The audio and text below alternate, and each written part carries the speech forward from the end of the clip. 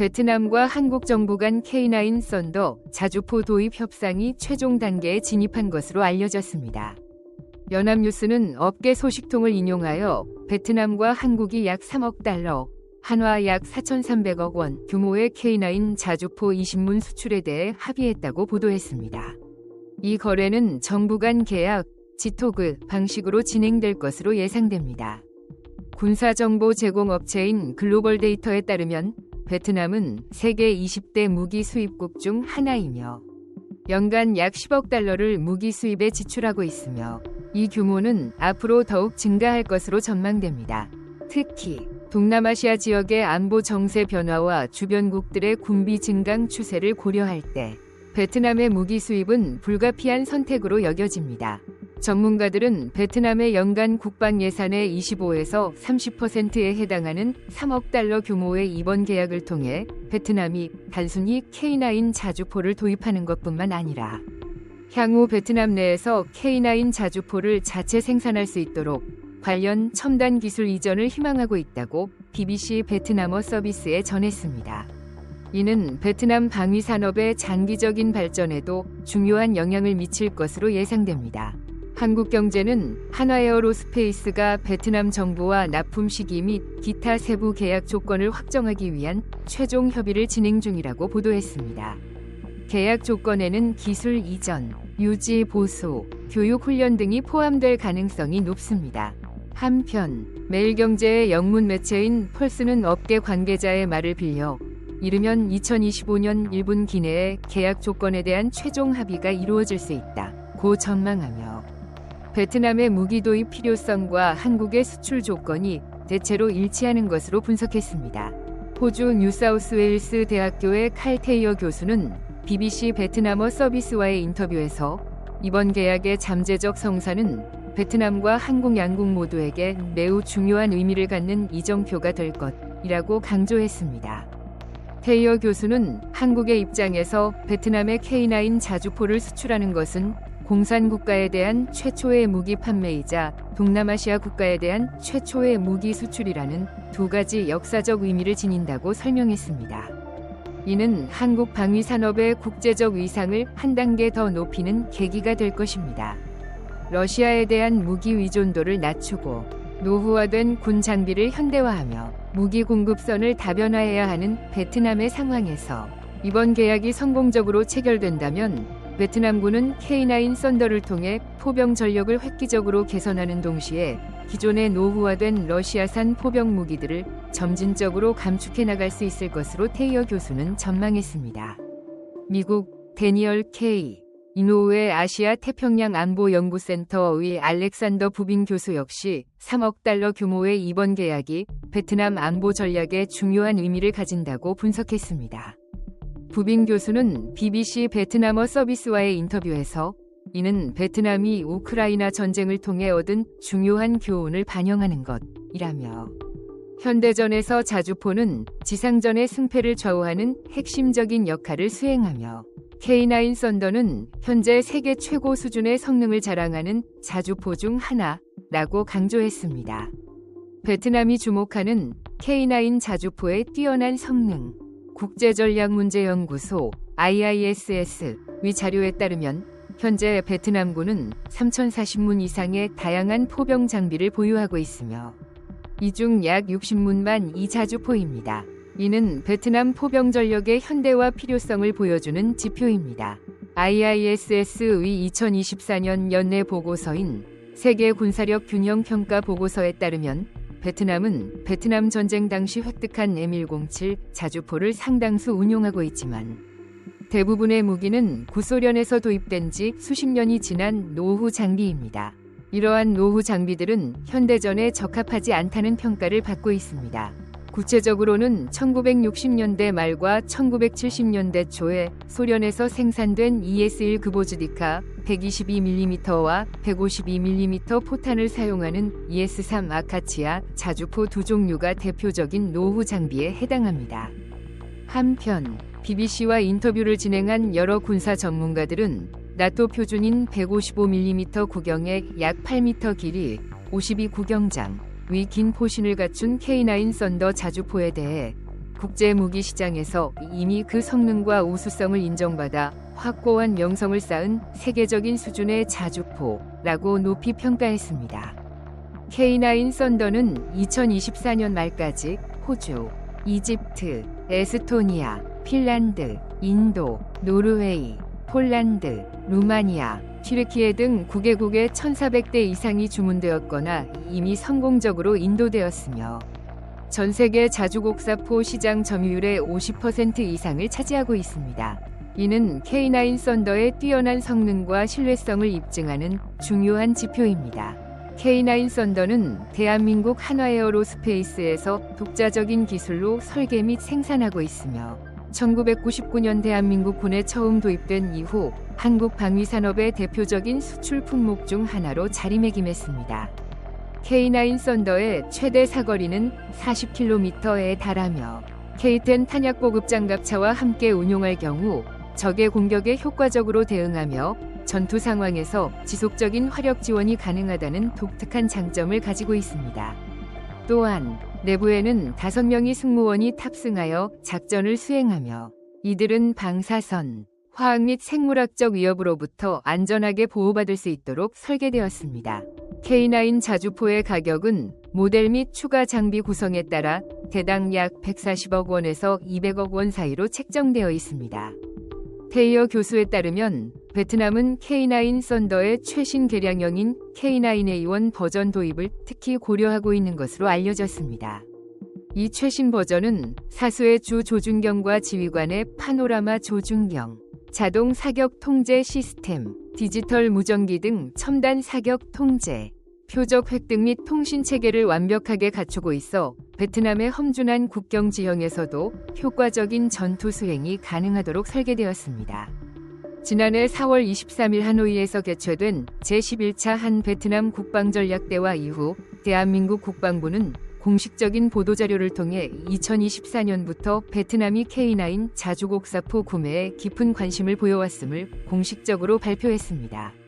이 보도자료에 따르면 호앙 수안 찌엔 베트남 국방차관은 한국의 우수한 무기 체계에 대해 매우 높은 평가를 표하며 당시 김선호 대한민국 국방부 차관에게 K9 자주포를 포함한 다양한 한국산 무기 체계 도입을 통해 양국 간의 방산 분야 협력을 더욱 확대해 나갈 의사를 분명히 전달했습니다. 당시 행사는 2023년 3월 판 반장 베트남 국방부 장관을 단장으로 구성된 베트남 국방부 고위 관계자 대표단의 성공적인 한국 방문에 이어진 후속 조치였습니다. 당시 베트남 인민군신문은 판 반장 장관을 비롯한 대표단이 대한민국 육군 제7기동군단 기지를 직접 방문하여 K9 자주포를 포함한 한국군의 각종 첨단 무기와 장비를 자세히 시찰했다고 보도한 바 있습니다. 당시 양욱 한국아산정책연구원 연구위원은 BBC 베트남어 서비스와의 인터뷰에서 K9 자주포가 동급의 다른 자주포들에 비해 월등히 우수한 성능과 뛰어난 가격 경쟁력을 동시에 갖추고 있어 국제시장에서 높은 인기를 얻고 있다고 분석하여 설명했습니다. 양 연구위원은 구체적인 비교 사례를 들어 독일에서 제작된 PZH-2000만이 K9과 유사한 수준의 성능을 제공하지만 가격은 K9보다 거의 2배나 더 비싸다. 또한 독일에서 무기를 주문할 경우 이인 베트남의 국방 현대화와 한국과의 협력 심화. 하지만 테이어 교수는 베트남과 한국이 K9 자주포와 K10 탄약 보급 장갑차 그리고 필요한 탄약 생산을 위한 합작 시설을 베트남 내에 설립하는 것에 합의할 수 있을지가 중요한 관건이라고 언급했습니다. 이는 단순한 무기 도입을 넘어 장기적인 군사협력의 기반을 마련하는 중요한 요소입니다. K9 자주포의 베트남 내 활용 방안 및 추가 분석, 중국과 대만 간의 긴장감이 고조되고 남중국해에서 중국 선박과 주변 국가들 사이의 갈등이 빈번하게 발생하고 있는 상황 속에서 국방 전문가들은 베트남이 대규모 분쟁 발생 시 자국을 효과적으로 방어하기 위해서는 더욱 현대적인 무기 체계가 필수적이라고 분석하고 있습니다. 특히 해안 방어 및 도서 방어 능력 강화가 중요한 과제로 부상하고 있습니다. 테이어 교수는 베트남군이 한국으로부터 K9 자주포 20문을 인수받게 되면 이 장비들을 특정 포병 부대에 배치하여 실전 훈련과 전력 통합 과정을 진행할 것으로 예상했습니다. 이는 초기 운용 능력 확보에 초점을 맞춘 단계적인 접근으로 해석될 수 있습니다. 그는 일반적으로 베트남군의 야전 포병 연대는 3개의 포병 대대로 구성되며 각 대대는 6문의 자주포를 운용합니다. 즉, 베트남이 K9 썬더 자주포 20문을 도입할 경우 40개의 포병 연대 중 단 한 곳에만 배치할 수 있는 수량입니다. 라고 설명했습니다. 이는 K9 자주포가 베트남 전력에 미치는 영향이 제한적일 수 있음을 시사합니다. 또한 테이어 교수는 베트남이 K9 자주포 운용 인력뿐만 아니라 K10 탄약 보급 장갑차 운용 인력에 대한 교육 훈련도 병행해야 할 것이라고 지적했습니다. 효과적인 전력 운용을 위해서는 장비뿐 아니라 운용 및 정비 인력의 숙련도 향상이 필수적입니다. 더 나아가 장비의 유지 보수 및 부품 공급 체계 구축 또한 중요한 과제입니다. 베트남이 보유한 모든 40개 포병 연대를 K9 자주포로 완전히 대체하기 위해서는 최소 720문의 K9 자주포와 그에 상응하는 탄약 보급 차량을 추가로 확보해야 합니다. 따라서 테이어 교수는 이는 막대한 비용과 상당한 시간이 소요되는 과정이 될 것이라고 결론지었습니다. 이는 베트남의 국방 예산 및 장기적인 군 현대화 계획과 연계하여 신중하게 추진해야 할 사안입니다. 한국과 베트남의 국방 분야 협력 심화 및 확대 가능성. 전문가들은 베트남의 한국산 K9 썬더 자주포 도입은 양국 간의 포괄적인 전략적 동반자 관계 프레임워크 내에서 국방 협력이 자연스럽게 진전되는 과정이며 동시에 양국 간의 전략적 신뢰를 더욱 공고히 하는 계기가 될 것이라고 평가하고 있습니다. 특히 방산 협력은 양국 관계의 중요한 축으로 자리매김할 가능성이 높습니다. 2022년 12월 한국과 베트남은 양국 관계를 포괄적 전략 동반자 관계로 격상시킨 바 있습니다. 당시 응우옌 수원 북베트남 국가주석과 윤석열 대한민국 대통령이 공동 발표한 성명에 따르면 양국은 정치, 외교, 국방 및 안보 분야에서의 협력을 지속적으로 강화해 나가기로 합의했습니다. 이는 양국 관계의 전반적인 발전을 위한 중요한 기반이 되었습니다. 2024년 9월에는 이영수 대한민국 공군참모총장이 응우옌 탄 쿠옹 베트남 인민군 총참모장을 만나 양국 간의 방산 협력 증진 방안에 대해 심도 있는 논의를 진행하기도 했습니다. 이는 고위급 군사 교류를 통해 실질적인 협력 방안을 모색하는 중요한 계기가 되었습니다. 2024년 12월에 개최된 베트남 제2회 국제방위산업전 베트남 국제방위박람회 2024에서 베트남과 한국은 2030년까지의 국방협력에 대한 공동 비전 성명서에 공식 서명하고 장교 훈련 프로그램, 합동 군사 훈련, 군사 기술 교류 등 주요 협력 분야를 구체적으로 명시했습니다. 이는 양국 국방협력의 장기적인 방향성을 제시하는 중요한 이정표입니다. 테이어 교수는 양국 간의 미래 국방기술 협력은 현재 발전 단계에 있으며 향후 드론, 미사일 방어 기술, 유도 미사일 엔진, 지상 및 해군 미사일 발사 시스템, 그리고 항공기 엔진 분야까지 그 범위가 확대될 가능성이 있다고 전망했습니다. 특히 4차 산업혁명 기술과 접목된 첨단 무기 체계 분야에서의 협력 가능성이 높습니다. 러시아산 무기 위존도 감축 노력 및 국제협력 다변화 2021년 2월에 개최된 제13차 베트남 공산당 전당대회에서는 2025년까지 효율적이고 강력한 군대를 건설하고 2030년까지 혁명적이며 정예화된 현대적인 정규 군대를 구축하기 위해 노력한다. 는 목표를 담은 결의안을 채택한 바 있습니다. 이는 베트남의 군 현대화에 대한 강력한 의지를 보여주는 것입니다. 이에 대해 베트남 정치 전문가인 테이어 교수는 베트남이 베트남 인민군 역사상 가장 광범위하고 포괄적인 군 현대화 프로그램을 추진할 것이라고 전망했습니다. 이는 베트남의 국방력 강화에 중요한 전환점이 될 것으로 예상됩니다. 하지만 테이어 교수는 이러한 베트남의 군 현대화 계획이 2022년 2월 블라디미르 푸틴 러시아 대통령의 우크라이나 전면 침공 이후 사실상 차질을 빚게 되었다고 지적했습니다. 역사적으로 베트남은 러시아로부터 무기를 주로 공급받아 왔기 때문입니다. 이는 베트남의 무기 공급망 다변화 필요성을 더욱 부각시키는 계기가 되었습니다. 한편 데니얼 K. 이노우의 아시아 태평양 안보연구센터의 알렉산더 부빈 교수는 한국의 K9 자주포 도입 계약은 베트남이 기존의 무기 공급원을 다각화하기 위한 장기적인 노력의 중요한 첫 단계가 될 것이라고 평가했습니다. 이는 특정 국가에 대한 무기 의존도를 낮추고 안보 협력의 폭을 넓히는 전략으로 해석될 수 있습니다. 부빈 교수는 베트남은 나토 표준을 충족하는 서방 국가들의 무기들을 더욱 적극적으로 도입해야 할 필요성이 있다고 강조했습니다. 이는 국제적인 군사 협력 및 상호 운용성 강화를 위한 중요한 요소입니다.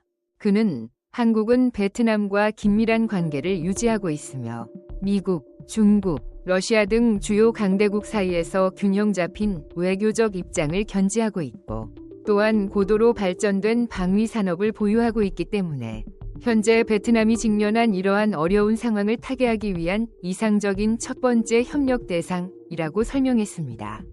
이는 한국이 베트남의 안보 협력 파트너로서 중요한 역할을 수행할 수 있음을 시사합니다. 부빈 교수는 또한 베트남이 러시아산 무기 구매로 인해 미국으로부터 제재를 받을 수 있는 잠재적인 위험을 회피하고자 하는 의도를 가지고 있다고 덧붙였습니다. 이는 국제 정세 및 외교적 리스크 관리 측면에서 중요한 고려 사항입니다. 지난 2017년 도널드 트럼프 당시 미국 대통령은 첫 임기 중 러시아의 크림반도 강제 병합에 대한 대응 조치로서 제재를 통한 미국의 적국에 대한 대응 법안 CAATSA를 발효시킨 바 있습니다. 이는 러시아와의 군사 거래에 대한 국제적인 압력을 보여주는 사례입니다. 따라서 베트남이나 인도와 같은 국가들이 러시아산 무기를 구매할 경우 미국의 CAATSA 제재 대상에 포함될 수 있습니다. 이는 해당 국가들의 외교 및 안보 정책에 큰 영향을 미칠 수 있습니다. 우크라이나 전쟁이 장기화되면서 러시아는 전쟁 수행에 모든 역량을 집중해야 하는 상황이기 때문에 베트남에 현대적인 무기를 안정적으로 공급하는 것이 사실상 어려워졌습니다. 이는 베트남의 무기 공급망 다변화 필요성을 더욱 심화시키는 요인입니다.